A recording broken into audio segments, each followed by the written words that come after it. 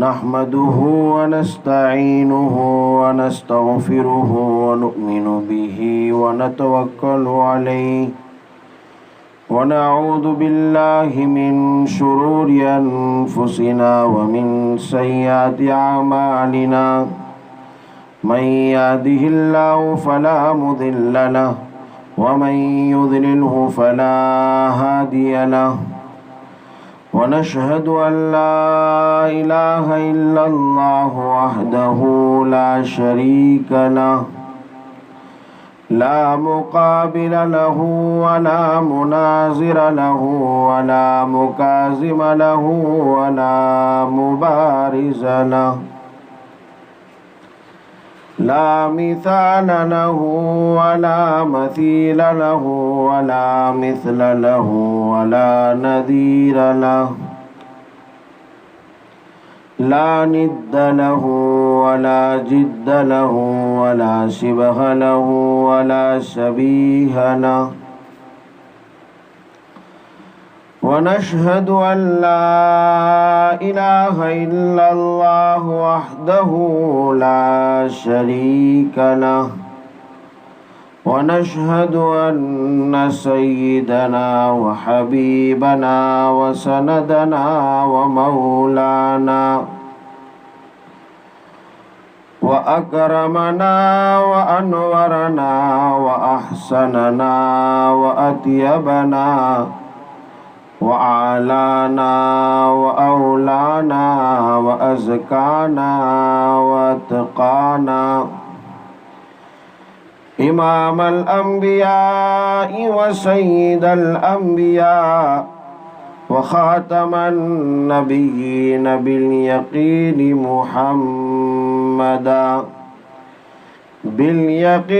محمدا عبده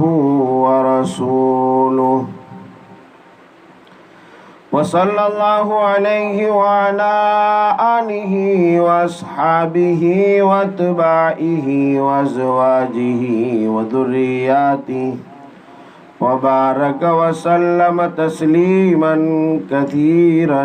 كثيرا أما بعد فأعوذ بالله من الشيطان الرجيم بسم الله الرحمن الرحيم يا أيها الذين آمنوا استعينوا بالصبر والصلاة إن الله مع الصابرين وقال الله تبارك وتعالى في مقام آخر إنا أعطيناك الكوثر فصل لربك وانحر إن شانئك هو الأبتر وقال رسول الله صلى الله عليه وسلم من ترك الصلاة متعمدا فقد كفر وقال رسول الله صلى الله عليه وسلم إنما الصبر عند صدمة الأولى أو كما قال عليه الصلاة والسلام صدق الله العظيم وصدق رسوله النبي الكريم ونحن على ذلك لمن الشاهدين والشاكرين والحمد لله رب العالمين محترمہ مائیں اور بہنیں اور قریب میں بیٹھے ہوئے دوست احباب، قرآن کریم کی دو جگہ سے تلاوت کی ہے، ایک سورہ بقرہ کی دوسرے پارے کی آیت آپ کے سامنے پڑھی ہے اور ایک چھوٹی سی سورت مکمل پڑھی ہے، اور نبی کریم صلی اللہ علیہ وسلم کی احادیث میں سے دو حدیثیں آپ کے سامنے پڑھی ہیں۔ اللہ رب العزت کا احسان ہے کہ اللہ تبارک و تعالی نے ایسے پرفتن ماحول میں اور نافرمانیوں اور گناہوں کے ماحول میں بھی ہمیں دین کی دعوت و تبلیغ کی نشر و اشاعت کی غرض سے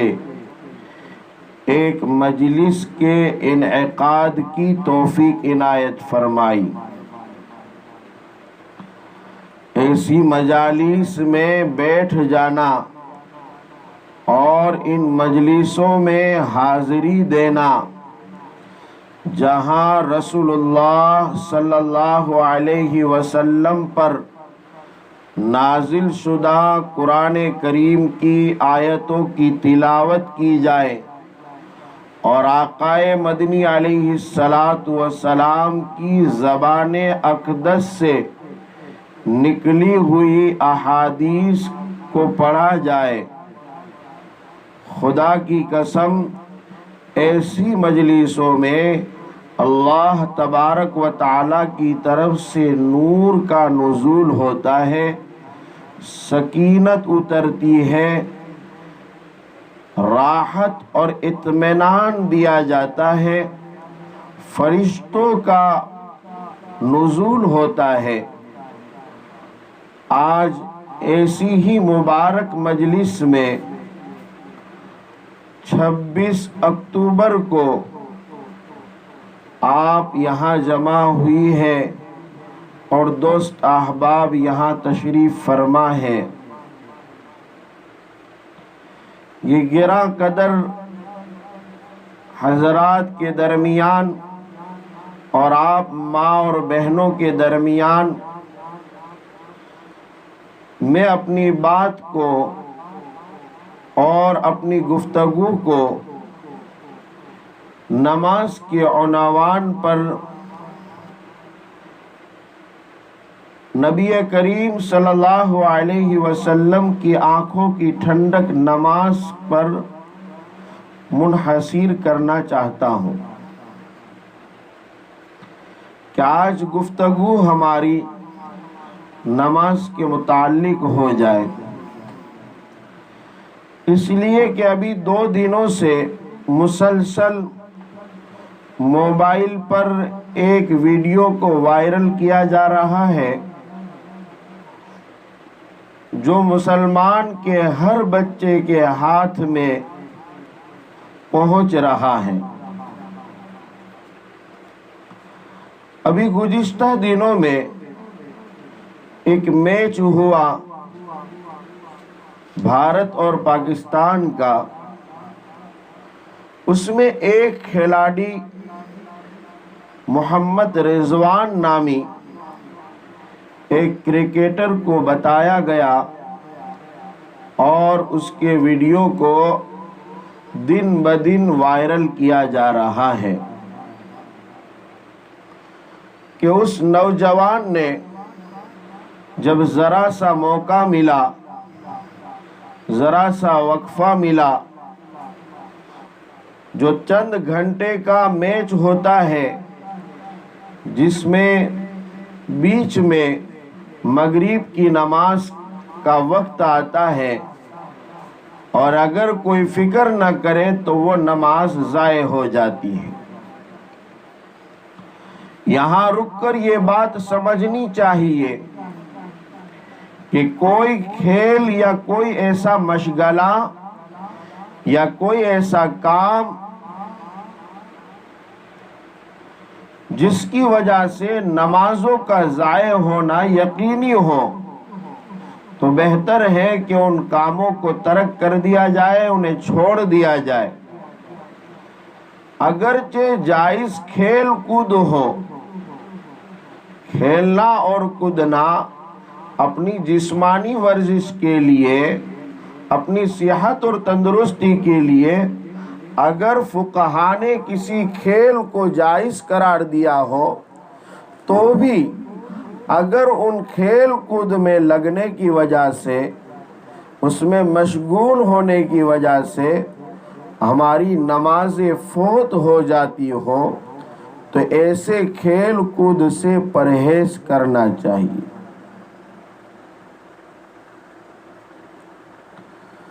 نماز کی اہمیت اور فضیلت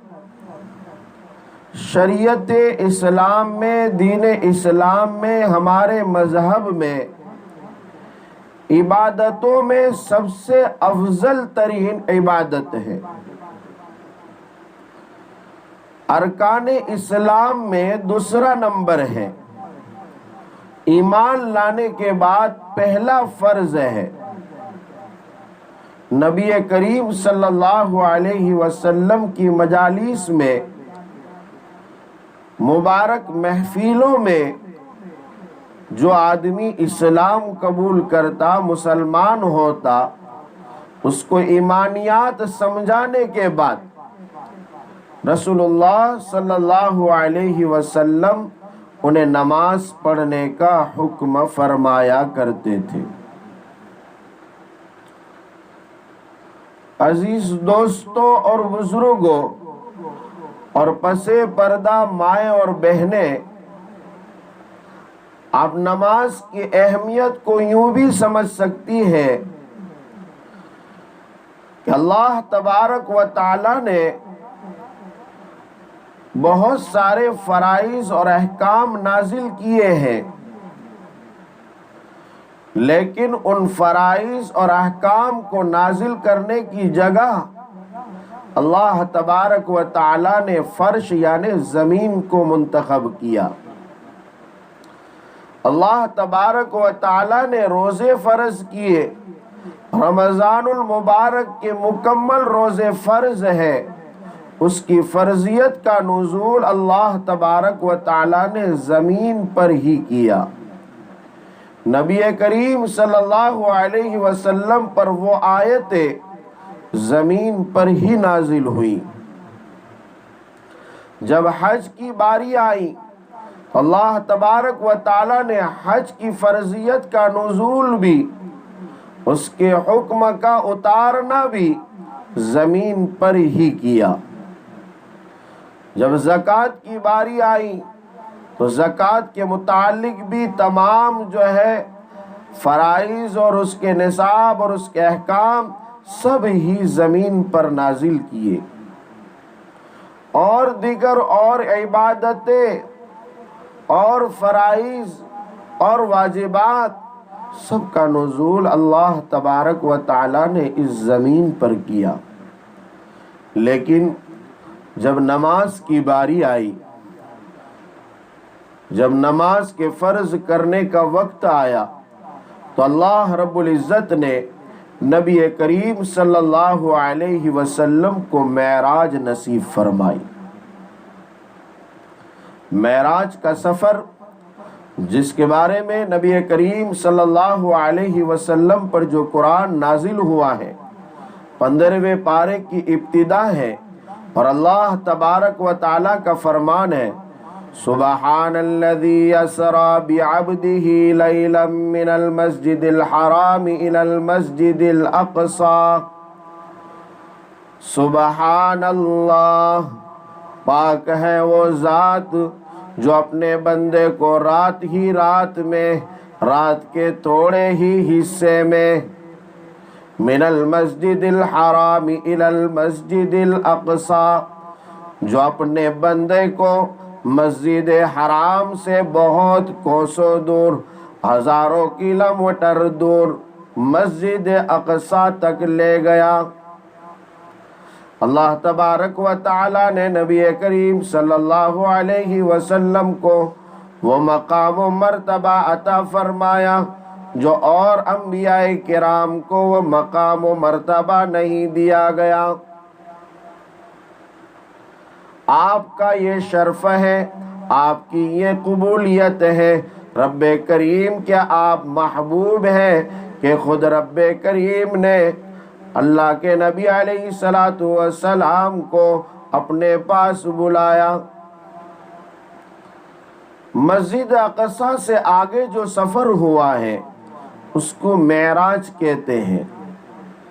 معراج اصل میں سیڑھیوں کا نام ہے، زینے کا، اور وہ اللہ تبارک و تعالی نے ایک عجیب و غریب سیڑھی کا وجود کیا کہ مسجد اقصی سے سیدھے سدرۃ المنتہا تک آپ کو لے جایا گیا، اور اس سے آگے بھی نبی کریم صلی اللہ علیہ وسلم 7واں آسمان کو پار کر کے، سدرۃ المنتہا کو بھی پار کر کے رب کریم کے سامنے پہنچے، اور وہاں اللہ تبارک و تعالی نے بلا کر آپ علیہ الصلاۃ والسلام پر نماز کو فرض قرار دیا۔ اس واقعے میں بڑی تفصیل ہے، اور نبی کریم صلی اللہ علیہ وسلم کی شان کو بیان کیا جاتا ہے،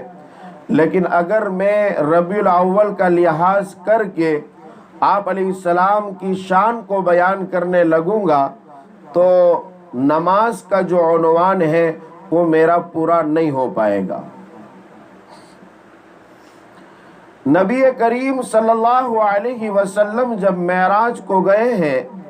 تو اللہ تبارک و تعالی نے 50 وقت کی نماز کو فرض قرار دیا۔ میرے بھائیوں اور دوستوں اور میری مائیں اور بہنوں، سنو ذرا غور سے، 5 وقت کی نماز نہیں بلکہ 50 وقت کی نماز کو فرض قرار دیا۔ انہیں ہوتا ایسا جیسے آج کل عصر کی نماز پڑھ کے ہم گھر آتے ہیں، تھوڑی دیر چائے ناشتہ کرتے ہی ہیں کہ مغرب کی اذان ہو جاتی ہے۔ یہ 5 وقت کی نماز کا یہ عالم ہے۔ اگر سمجھ لو کہ 50 وقت کی نماز فرض ہوتی، ایک آدمی فجر پڑھ کے گھر پہنچتا، پھر دوسری نماز کی اذان ہو جاتی، وہ نماز پڑھ کے باہر نکلتا، پھر تیسری نماز کی اذان ہو جاتی، وہ نماز پڑھ کے گھر آتا نہیں کہ راستے میں اذان ہو جاتی۔ دن میں آپ ان 50 نمازوں کو تقسیم کرنے جاتے، خدا کی قسم ہم اس کو برداشت نہیں کر سکتے۔ نبی کریم صلی اللہ علیہ وسلم پر جب نماز کا تحفہ نازل ہوا، آپ کو اتنا قیمتی تحفہ عطا فرمایا، اور تحفہ اس لیے کہہ رہا ہوں کہ اللہ کے رسول علیہ السلام جب اس نماز کو لے کر آئے ہیں اور صحابہ کرام کے سامنے بیان کیا ہے تو صحابہ نے ایک لخت یہ جواب دیا کہ یا رسول اللہ صلی اللہ علیہ وسلم، اب تو ہمیں اللہ سے لینے کا ذریعہ مل گیا۔ نماز اللہ سے نعمت حاصل کرنے کا ذریعہ ہے، اپنی حاجتیں پوری کروانے کا ذریعہ ہے، رزق کو طلب کرنے کا ذریعہ ہے۔ نماز بڑی قیمتی شے ہے، بڑا اچھا تحفہ ہے۔ نبی کریم صلی اللہ علیہ وسلم کو 50 وقت کی نماز عطا کی گئی۔ جب آپ ریٹرن ہوئے، واپس آنے لگے، تو پھر حضرت موسیٰ علیہ السلام سے آپ کی ملاقات ہوئی۔ حضرت موسیٰ علیہ السلام نے پوری کارگزاری پوچھی، عرض کیا یا رسول اللہ صلی اللہ علیہ وسلم بتائیے آپ کو اللہ نے کیا عطا فرمایا؟ حضور نے فرمایا کہ مجھے 50 وقت کی نماز دی ہے۔ ہو حضرت موسیٰ علیہ السلام نے عرض کیا یا رسول اللہ صلی اللہ علیہ وسلم، آپ پر 50 وقت کی نماز فرض کی گئی ہے، آپ کی امت اس کو کیسے برداشت کرے گی؟ واقعتاً آج کا جو دور چل رہا ہے، آج کے مسلمانوں کی جو حالتیں ہیں، آج جو ہم نے نمازوں کو ضائع کیا ہے، خدا کی قسم واقعتاً موسیٰ علیہ السلام نے ہم پر احسان فرمایا ہے۔ وہ سوال کر کے، وہ پوچھ کر کے اور کمی کروانے کی درخواست کر کے ہم امت محمدیہ صلی اللہ علیہ صاحبہ پر بڑا احسان کیا ہے۔ حضرت موسیٰ علیہ السلام نے عرض کیا کہ میری امت 2 وقت کی نماز نہیں پڑھ سکتی تھی، آپ کی امت 50 وقت کی نماز کیسے پڑھے گی؟ اللہ کے نبی علیہ السلام سے عرض کیا آپ اللہ کے پاس جائیے، کم کروائیے۔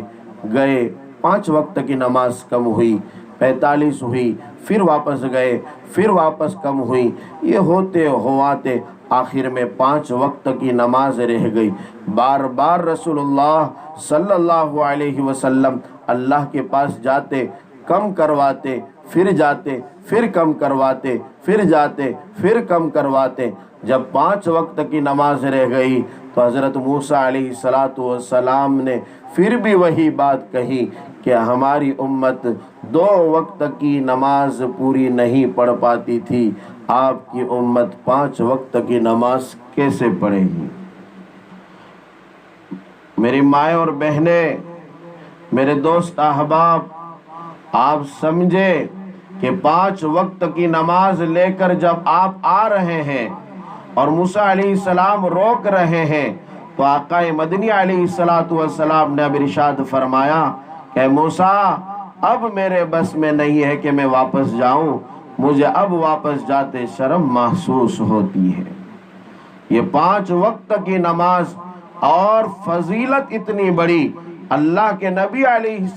السلام کے صدقے میں اور اللہ تبارک و تعالیٰ کے فضل و کرم سے ان 5 نمازوں کی اہمیت اور اس کی فضیلت کا یہ عالم ہے کہ ہم تو 5 وقت کی نماز پڑھیں گے لیکن اللہ تعالیٰ 50 وقت کا ثواب عطا فرمائے گا۔ یہ کتنی بڑی نعمت دی ہے جو ہمیں اپنے آقا کے صدقے میں ملی ہے۔ نماز اللہ تبارک و تعالیٰ کے نزدیک محبوب ترین عبادت ہے۔ نبی کریم صلی اللہ علیہ وسلم نے کبھی بھی نماز کو نہیں چھوڑا، یہاں تک کہ آپ بیمار ہو گئے، آپ خود سے چل نہیں پاتے تھے۔ حضرت عائشہ صدیقہ رضی اللہ عنہا بیان کرتی ہے کہ آپ علیہ السلام بستر علالت پر ہیں، مرض الوفات میں ہیں، وہ وقت اور وہ گھڑی ہے جب آپ کی وفات کے ایام چل رہے ہیں۔ ایسے وقت میں بھی اپنے صحابہ کو بلاتے اور ان کے کاندھوں پر ہاتھ رکھ کر نماز پڑھنے جایا کرتے تھے۔ جانتے ہو نبی کریم صلی اللہ علیہ وسلم کون ہے؟ وہ آقا ہیں، وہ ہمارے مولا ہیں، وہ کائنات کے سردار ہیں، وہ کائنات کے خلاصے ہیں، وہ سید الاولین والآخرین ہیں، وہ سید المرسلین والانبیاء ہیں، وہ امام الملائکہ، وہ فرشتوں کے بھی امام، انسانوں کے بھی امام، انبیاء کے بھی امام، وہ سب کے آقا، فخر موجودات، سرور کائنات احمد مجتبی محمد مصطفیٰ صلی اللہ علیہ وسلم ہے، جن کے بارے میں اللہ نے خود فرمایا اے میرے پیغمبر آپ کے تو اگلے پچھلے تمام گناہ معاف ہے، آپ بخشے بخشائے ہیں، آپ کا یہ مقام ہے، آپ کا یہ درجہ ہے، لیکن آپ کے نماز کا یہ عالم ہے کہ آپ مرض الوفات میں مبتلا ہے پھر بھی نماز کو ترک نہیں کرتے۔ آج ایک ویڈیو آ رہا ہے جس ویڈیو میں ایک کھلاڑی کو میچ کے اندر نماز پڑھتے دکھایا گیا تو یہ لوگوں میں عام کیا جا رہا ہے۔ میری مائیں اور بہنیں، میرے دوست احباب، آپ کو وہ احادیث بھی یاد ہونی چاہیے کہ آقا مدنی علیہ السلام کی نمازوں کا کیا عالم ہوا کرتا تھا۔ حضرت عائشہ صدیقہ رضی اللہ عنہا سے روایتیں ہیں نبی کریم صلی اللہ علیہ وسلم نمازیں اتنی لمبی پڑھتے تھے، اتنی لمبی پڑھتے تھے، اتنی لمبی پڑھتے تھے کہ آپ کے پاؤں مبارک میں ورم آ جاتا تھا، سوجن آ جاتی تھی، آپ کے پاؤں سوج جاتے تھے۔ حضرت عائشہ عرض کرتی یا رسول اللہ صلی اللہ علیہ وسلم آپ تو بخشے بخشائے ہیں، پھر بھی اتنی انتھک محنت، پھر بھی اتنا تھکنا، اتنی تکلیف برداشت کرنا، تو اس وقت آقا مدنی علیہ الصلوۃ والسلام نے فرمایا، اے عائشہ، جب اللہ نے مجھے اتنا بڑا مقام دیا ہے تو کیا میں اللہ کا شکر ادا نہ کروں؟ اللہ نے اتنی نعمتوں سے مجھے نوازا ہے تو کیا میں جو ہے اللہ کا شکر ادا نہ کروں؟ اسی لیے قرآن کریم کی وہ آیت پڑھی، چھوٹی سی سورت پڑھی، جس میں اللہ تبارک و تعالی نے نبی کریم صلی اللہ علیہ وسلم کو مخاطب کر کے فرمایا، اِنَّا أَعْطَيْنَاكَ الْكَوْثَرَ فَصَلِّ لِرَبِّكَ وَانْحَرْ۔ اے پیغمبر صلی اللہ علیہ وسلم، ہم نے آپ کو خیر کثیر عطا فرمایا۔ کوثر، حوض کوثر بھی مراد لیا ہے بعض مفسرین نے، اور اکثر کا یہ کہنا ہے کہ اس سے مراد خیر کثیر، بہت زیادہ بھلائیاں آپ کو عطا فرمائی ہیں، بہت ساری نعمتوں سے اللہ نے آپ کو مالا مال فرمایا ہے۔ آپ کی تمام انبیاء پر خصوصیت ہے، آپ سب کے سردار ہیں، آپ کو آخری پیغمبر بنایا۔ خود نبی کریم صلی اللہ علیہ وسلم نے فرمایا، انا خاتم النبیین لا نبی بعدی، میں تمام نبیوں پر ختم نبوت کی مہر لگانے والا ہوں، میرے بعد اب کوئی نبی نہیں آئے گا۔ اتنے بڑے مقام، اتنے بڑے درجے، اتنے بڑے رتبے اللہ تبارک و تعالی نے عطا فرمائے۔ پھر کیا کہا، فَصَلِّ لِرَبِّكَ، اے میرے پیغمبر، جب اتنی نعمتیں ہم نے دی ہیں، خیر کثیر آپ کو دیا ہے، حوض کوثر پر جام پلانا بھی آپ کو نصیب فرمایا ہے، آپ کو بہت ساری نعمتوں سے ہم نے نوازا ہے، اب اللہ کے شکریہ کے طور پر فَصَلِّ لِرَبِّكَ، اپنے پروردگار کی نماز کو قائم کیجئے، اپنے پروردگار کی عبادت کیجئے۔ میری مائیں اور بہنیں، میرے دوست احباب، نبی کریم صلی اللہ علیہ وسلم وہ بڑے مقام والے، بڑے رتبے والے، بڑی عزت والے، بڑے درجے والے، اور تمام انبیاء کے سردار، تمام رسولوں کے سردار، تمام فرشتوں اور نبیوں کے سردار، سید الاولین والآخرین ہونے کے باوجود بھی اللہ آپ کو بھی فرماتا فَصَلِّ لِرَبِّكَ، اپنے رب کی نماز ادا کیجئے۔ ایک جگہ تو اللہ تبارک و تعالی عجیب بیان کرتا ہے، وَاعْبُدْ رَبَّكَ حَتَّى يَأْتِيَكَ الْيَقِينُ۔ اللہ اکبر، کیا فرمایا اللہ تبارک و تعالی نے، وَاعْبُدْ رَبَّكَ حَتَّى يَأْتِيَكَ الْيَقِينُ، تو اپنے اللہ کی عبادت کر، اپنے اللہ کی ریاضت کر، اپنے اللہ کی بندگی کر، یہاں تک کہ یقینی وقت آ جائے، یہاں تک کہ اجل کا فیصلہ آ جائے، یہاں تک کہ اٹل فیصلہ آ جائے، یہاں تک کہ آپ کے دنیا سے رخصت ہونے کا وقت آ جائے، اس وقت تک بھی آپ عبادت کرتے رہیے، اور عبادت کرتے رہنے کا حکم اللہ نے دیا ہی، اور نبی کریم صلی اللہ علیہ وسلم نے اس پر 100% عمل بھی کر کے دکھایا۔ اسی لیے صحابہ بیان کرتے ہیں کہ آخری اوقات ہے، مرض الوفات میں ہے، لیکن آپ صحابہ کے کاندھوں پر ٹیک لگا کر ان کا سہارا لے کر نماز پڑھنے آیا کرتے تھے۔ ایک وقت کی نماز آپ نے نہیں چھوڑی۔ اتنے بڑے مقام کے مالک، اتنے بڑے درجوں کے، رتبوں کے مالک، لیکن اس کے باوجود نماز کو نہیں چھوڑا، نماز کو ترک نہیں کیا، ایک وقت کی نماز ضائع ہونے نہیں دی۔ میرے بھائیوں اور دوستوں، میری ماں اور بہنوں، ذرا سمجھو، غور کرو کہ ہم کتنے وقتوں کی نماز پڑھتی ہیں، کتنے وقتوں کی نماز ادا کرتی ہیں۔ ابھی یہ ربیع الاول کا مہینہ چل رہا ہے، جہاں ہم لوگوں کے درمیان یوں کہتے ہیں کہ ہم عاشق رسول ہیں، ہم رسول اللہ صلی اللہ علیہ وسلم کے محب ہیں، ہم نبی کریم صلی اللہ علیہ وسلم سے عشق کرتے ہیں، ہم نبی کریم صلی اللہ علیہ وسلم سے محبت کرتے ہیں۔ محبت کسے کہتے ہیں؟ محبت کسے کہتے ہیں؟ محبت نبی کریم صلی اللہ علیہ وسلم سے کرنے کا مطلب خود نبی کریم صلی اللہ علیہ وسلم نے بیان فرمایا، من احب سنتی فقط احبنی، جو میرے طریقوں سے محبت کرے گا، میرے بتلائے ہوئے راستوں سے محبت کرے گا، میرے طریقوں کو زندہ کرے گا، میرے راستے پر جو عورت چلے گی، جو میرے دین پر چلے گی، وہی صحیح معنوں میں مجھ سے محبت کرتے ہیں، وہی حقیقت میں مجھ سے محبت کرتے ہیں۔ اب آخری کلام سنیے،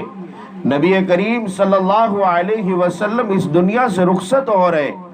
اور آپ کی زبان اقدس سے بہت دھیمے الفاظ، آہستہ آہستہ کلمات نکل رہے ہیں۔ صحابہ بیان کرتے ہیں